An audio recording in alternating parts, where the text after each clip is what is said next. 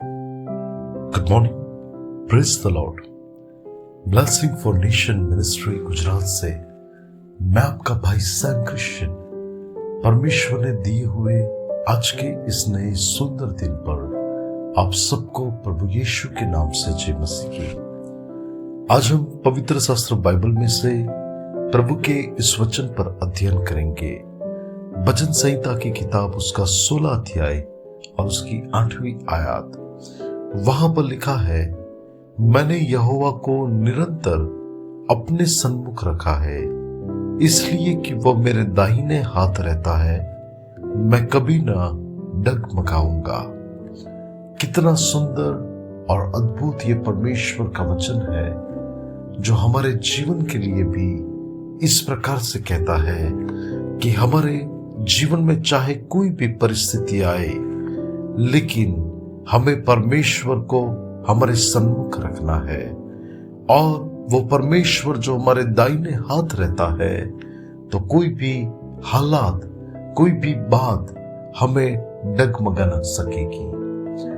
मसीह यीशु में मेरे प्रिय भाई और मेरी प्रिय बहन, जो लोग मुझे सुन रहे हैं, मैं आपसे कहना चाहता हूं, इस संकट से भरे हुए संसार में ऐसे जीवन में बहुत सारी परिस्थितियां आती है।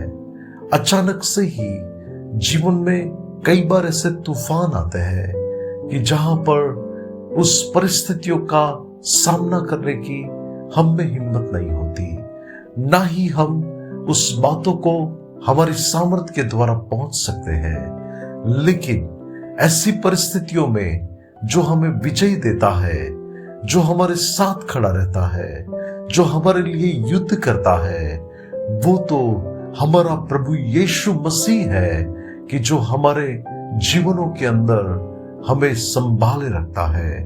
उन्होंने हमें वायदा दिया है और कहा है कि मैं तुझे कभी भी न छोड़ूंगा और कभी भी तुम्हारा त्याग न करूंगा।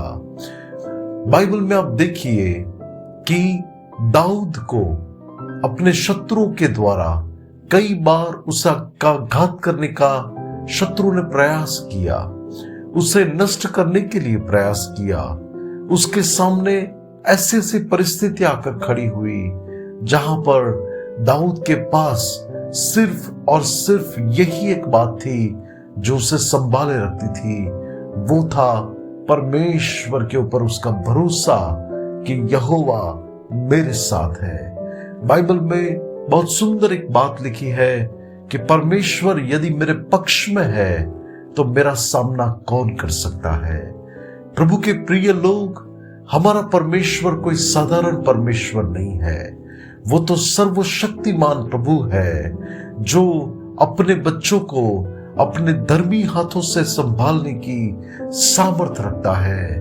वो हमें नष्ट नहीं होने देगा, वो हमारे जीवन के अंदर हमें ऐसे ही तकलीफ में नहीं देखता रहेगा, लेकिन वो हमारे लिए खड़ा होगा, वो हमारे लिए युद्ध करेगा, वो हमें अपने हाथों से संभाल कर ऐसा अनुभव देगा कि मेरे बेटे, मेरी बेटी, मैं तेरे साथ साथ हूं। हमें किस बात से घबराना चाहिए, किस बात से हमें डरना चाहिए? किसी भी बात से नहीं, क्योंकि सेनाओं का परमेश्वर हमारे संग संग है। याकूब का परमेश्वर हमारा ऊंचा गढ़ है।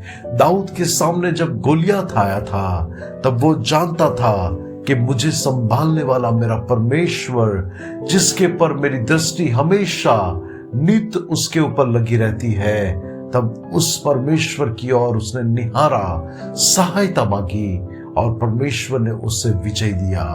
वही परमेश्वर आपको भी विजय देगा, आपके लिए वो अद्भुत कार्य करेगा। आपको उस पर भरोसा करने की आवश्यकता है। प्रभु आज के इस वचन के द्वारा आप सबको आशीष दे। आइए दुआ करते हैं। अनुग्रहकारी मेरे प्यारे स्वर्गीय पिता, आज के इस वचन के लिए आपका धन्यवाद। पिता, मैं प्रार्थना करता हूं कि आज आप अपने लोगों के जीवन में बड़ा ही अद्भुत और महान कार्य करें, कि उनके जीवनों में जो भी कमी घटी हो, परमेश्वर आप उन सारी बातों में उनको स्वर्गीय स्थानों से सहायता दे। प्रभु कोई भी ऐसे हालात जो उनको डुबाने का, गिराने का, नष्ट करने का प्रयास कर रहे हो, यीशु मसीह के नाम से उनके जीवन के लिए मैं स्वर्गीय सुरक्षा को बोलता हूं। आप अपने धर्मी हाथों से उनको उठाकर चले और उनको आशीष दे, प्रभु यीशु के नाम से, आमीन। May God bless you. Have a blessed day. Shalom.